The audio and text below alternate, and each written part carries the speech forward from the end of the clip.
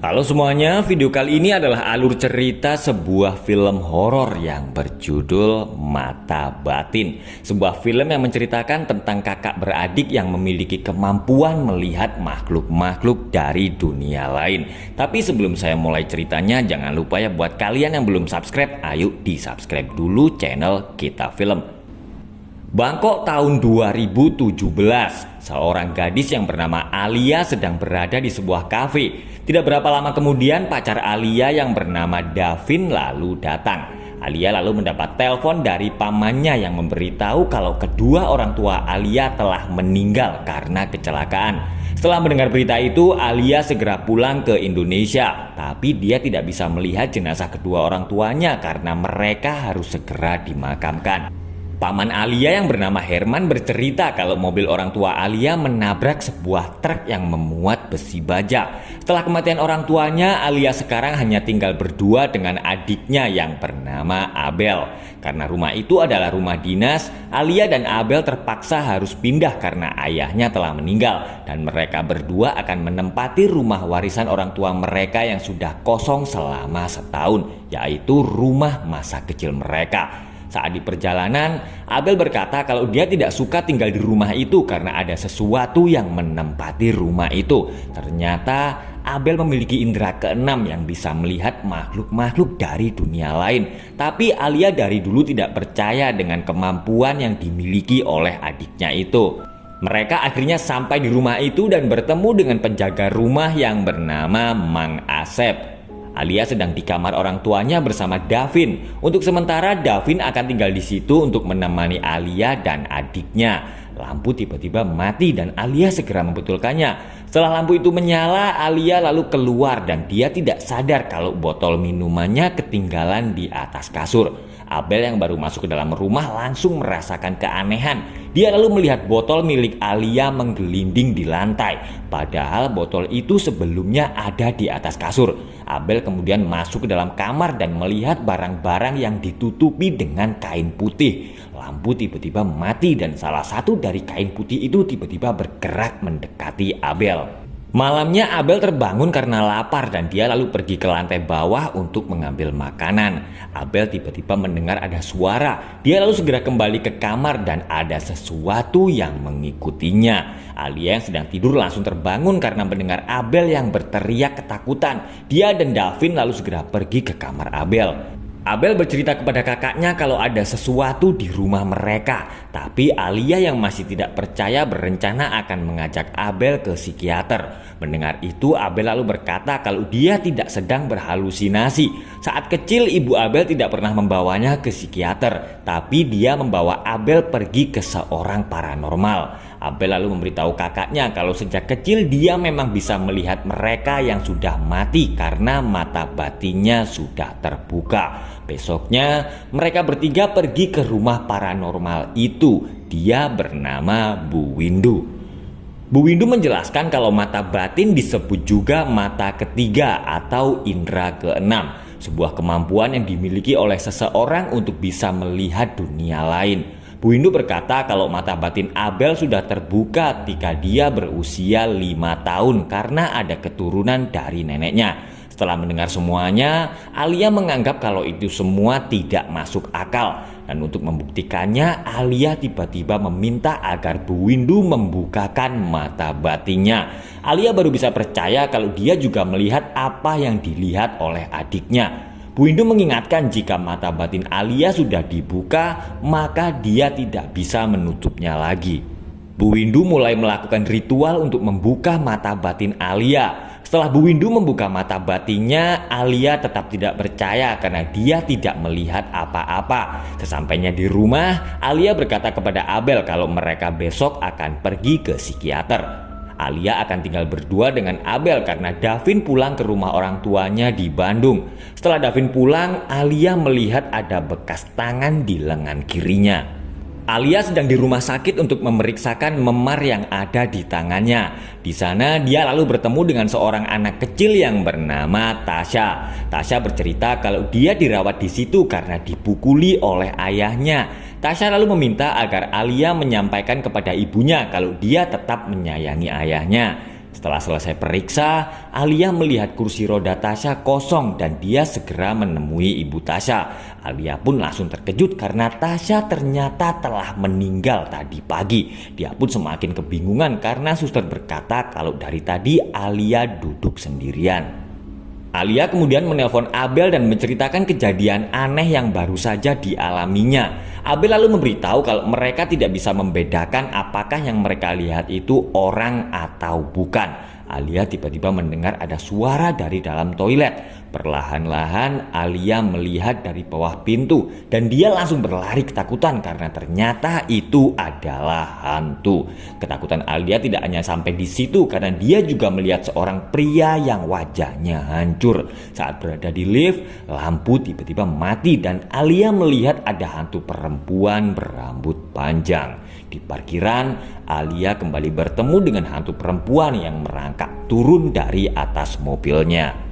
Setelah mengalami kejadian-kejadian aneh itu, Alia akhirnya percaya dengan perkataan Abel selama ini. Abel berkata kalau menurut Bu Windu, hantu-hantu itu datang karena mereka masih ada urusan di dunia yang belum selesai. Dan kebanyakan dari mereka datang untuk meminta tolong. Bu Windu juga berkata kalau Abel dan Alia harus bisa menahan rasa takut mereka dan bertanya apa yang hantu-hantu itu inginkan. Tapi selama ini Abel takut untuk melakukan itu. Alia terbangun karena dia mendengar ada yang mengetuk pintu rumahnya, tapi ternyata di luar tidak ada siapa-siapa. Alia yang akan kembali ke kamarnya lalu melihat ada hantu wanita yang sedang berada di dapur. Alia langsung ketakutan karena hantu itu akan menyerangnya dan dia juga bertemu dengan anak hantu itu. Ternyata ada keluarga hantu yang tinggal di rumah Alia. Alia lalu memberanikan diri dan bertanya kenapa mereka mendatanginya. Tapi Alia langsung ketakutan karena keluarga hantu itu tiba-tiba menyerangnya. Abel keluar kamar untuk mencari kakaknya, tapi dia bertemu dengan hantu anak kecil itu. Abel segera masuk ke dalam kamar dan dia menemukan Alia yang sedang bersembunyi di dalam lemari. Dengan diantar Davin, Alia dan Abel pergi menemui Bu Windu. Alia lalu menunjukkan luka di kakinya karena hantu itu semalam menyerangnya. Dia bercerita kalau ada hantu suami istri dan juga anak mereka di rumahnya. Alia lalu memberitahu Bu Windu kalau hantu itu hanya menyebut kata rumah. Bu Windu menjelaskan kalau kata rumah itu bisa berarti tubuh Alia ataupun rumah yang sekarang mereka tempati. Hantu-hantu itu ingin merasuki Alia dan Abel dengan menggunakan badan mereka untuk menyelesaikan urusan di dunia ini. Bu Windu akhirnya datang ke rumah Alia. Dia akan menggunakan sebuah alat pendeteksi untuk mencari hantu-hantu itu. Bu Windu berkata kalau yang bisa berkomunikasi dengan mereka hanya pemilik rumah, yaitu Alia dan Abel. Melihat Abel yang ketakutan, Alia berusaha meyakinkan adiknya kalau mereka berdua tidak boleh takut dan harus melawan hantu-hantu itu. Malamnya, Bu Windu dan yang lain akan berusaha berkomunikasi dengan mereka. Tidak berapa lama kemudian, Bu Windu, Alia, dan Abel terbangun di alam yang lain. Bu Windu berkata kalau hantu-hantu itu tidak mau berkomunikasi dengan Davin. Mereka bertiga kemudian melihat apa yang telah terjadi kepada pemilik pertama dari rumah itu. Seorang pencuri diam-diam masuk dalam rumah, tapi karena ketahuan pencuri itu lalu menyerang sang ayah dan mengunci mereka bertiga di dalam lemari. Setelah sadar, Bu Windu memberitahu kalau pemilik pertama rumah itu adalah keluarga Pak Sumarno. Mereka telah dirampok dan dikurung hingga mati karena kehabisan oksigen. Keluarga Pak Sumarno tidak suka Alia dan Abel berada di rumah itu. Mereka ingin agar Alia dan Abel keluar dari rumah itu. Mereka akan terus mengganggu dan merasuki Alia dan Abel untuk balas dendam kepada pencuri itu. Alia bingung karena rumah itu adalah satu-satunya rumah peninggalan orang tuanya. Bu Windu menyuruh Davin pergi karena dia akan membuka portal menuju ke dunia lain dan itu sangat berbahaya untuk Davin. Bu Windu mulai melakukan ritual, tapi tiba-tiba ada yang menyerang Alia sampai pingsan.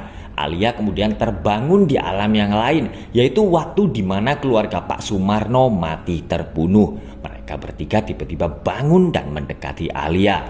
Alia yang sedang kerasukan lalu menyerang Abel, tapi beruntung Bu Windu bisa mengatasinya. Bu Windu lalu mengikat Alia dan dia berusaha mengeluarkan hantu-hantu itu dari tubuhnya. Bu Bu Windu dan Abel tiba-tiba kembali ke masa lalu. Mereka melihat pencuri itu sedang mengambil barang-barang berharga dan pencuri itu ternyata adalah Mang Asep. Bu Windu merasa kewalahan karena kekuatan hantu-hantu itu sangat besar. Alia yang kerasukan menyerang Bu Windu dan Abel. Dia lalu pergi mencari Mang Asep untuk balas dendam. Mang Asep yang sedang di rumah heran karena lampu tiba-tiba pecah. Alia yang sudah datang lalu menyerang Mang Asep. Mang Asep langsung ketakutan karena tahu kalau Alia telah dirasuki oleh keluarga Pak Sumarno. Saat masih hidup, Pak Sumarno memarahi Mang Asep karena bunga-bunganya banyak yang mati. Saat itu, Mang Asep sedang membutuhkan banyak biaya untuk operasi istrinya yang sebentar lagi akan melahirkan dan bayi mereka ternyata mengalami kelainan jantung. Pak Sumarno lalu menolak memberikan gaji Mang Asep karena dia dianggap sering melakukan kesalahan. Mang Asep yang merasa bingung dan marah akhirnya memutuskan untuk melakukan pencurian yang berujung maut itu. Mang Asep yang sedang terluka meminta maaf dan berkata kalau dia tidak berniat ingin membunuh siapapun. Tapi Alia yang kerasukan tetap mengejar Mang Asep dan membunuhnya. Bu Windu dan Abel datang untuk menyadarkan Alia, tapi keluarga Pak Sumarno justru pindah ke tubuh Abel. Mereka telah membawa Abel pergi ke dunianya. Abel yang belum sadar sedang dirawat di rumah sakit. Bu Windu lalu berkata satu-satunya cara agar Abel bisa kembali adalah harus ada orang yang pergi menjemputnya. Tapi masalahnya siapapun yang pergi ke dunia lain tidak akan bisa kembali kecuali ditemani oleh entitas yang sama dengan mereka, yaitu yang bukan manusia. Bu Windu lalu menutup mata Alia agar dia bisa melihat ke masa lalu. Saat itu Alia dan ibunya pergi ke sekolah Abel karena adiknya itu sedang ketakutan. Ternyata Alia sebenarnya memiliki kemampuan yang sama dengan Abel, tapi dia tidak menyadarinya karena Alia termasuk anak yang pemberani. Bu Windu berkata kalau mata batin Alia sebenarnya sudah terbuka setengah. Dan sebelum Bu Windu membuka setengahnya lagi, Alia sebenarnya sudah melihat dan berteman baik dengan mereka. Alia pun langsung terkejut karena teman yang dimaksud oleh Bu Windu itu ternyata adalah Davin. Ternyata selama ini Davin tidak menyadari kalau dia sebenarnya telah meninggal. Dulu hubungan Davin dan ayahnya kurang begitu baik dan mereka sudah 4 tahun tidak pernah bertemu. Suatu hari Davin memutuskan akan pulang untuk menemui ayahnya. Tapi sayang dia mengalami kecelakaan sebelum bisa bertemu dengan ayahnya. Sekarang urusan Davin di dunia sudah selesai karena dia sudah pulang ke Bandung dan berbicara dengan ayahnya yang sedang tidur. Davin akan menemani Alia pergi ke alam lain untuk menjemput Abel dan dia meminta agar Alia nanti mengikhlaskan kepergiannya. Bu Windu menjelaskan kalau Alia membutuhkan Davin agar makhluk-makhluk itu tidak mengenalinya sebagai manusia. Dan setelah selesai menjemput Abel, Bu Windu berpesan agar Davin menuju ke lorong cahaya yang berarti itu adalah alam yang baik. Bu Windu akhirnya mengirim Alia dan Davin pergi ke alam lain. Mereka berdua lalu masuk ke dalam lorong gelap tempat arwah-arwah yang tidak tenang. Selama di tempat itu, Davin harus terus memegang tangan Alia agar dia tidak tertangkap. Seperti masuk ke dalam sebuah rumah hantu, Davin dan Alia melihat banyak hantu menyeramkan yang ada di tempat itu. Davin dan Alia akhirnya berhasil menemukan Abel yang sedang dikurung. Ternyata yang membawa Abel ke tempat itu bukanlah keluarga Pak Sumarno, tapi Mang Asep yang telah menjadi arwah gentayangan. Alia dan Abel segera memegang tangan Davin agar Mang Asep tidak bisa mengenali mereka. Setelah berhasil lolos dari Mang Asep, mereka bertiga segera pergi ke jalan keluar. Tapi Mang Asep ternyata masih mengikuti mereka. Davin menyuruh agar Abel keluar terlebih dahulu. Setelah mengucapkan salam perpisahan, Alia dan Davin akhirnya berpisah. Abel dan Alia akhirnya berhasil selamat. Sementara itu, Davin berlari menuju ke lorong cahaya dan dia akhirnya pergi ke alamnya. 2 minggu kemudian, Alia dan Abel terus berkonsultasi dengan Bu Windu tentang apa yang selama ini mereka lihat. Abel bercerita kalau dia diikuti oleh hantu wanita yang punggungnya berlubang. Dia bernama Mirah. Bu Windu lalu menyuruh Abel dan Alia untuk bertanya kepada Mirah karena siapa tahu dia sedang butuh bantuan. Sebenarnya selama ini Abel sudah tahu kalau Davin bukanlah manusia, tapi Abel sengaja tidak memberitahu Alia karena dia tahu kalau kakaknya itu tidak akan percaya. Sesampainya di rumah, Alia dan Abel lalu bertemu dengan Mirah dan film pun selesai. Oke guys, itulah tadi alur cerita sebuah film horor yang berjudul Mata Batin. Terima kasih sudah menonton dan sampai ketemu lagi di alur cerita film berikutnya, tetap di Kita Film.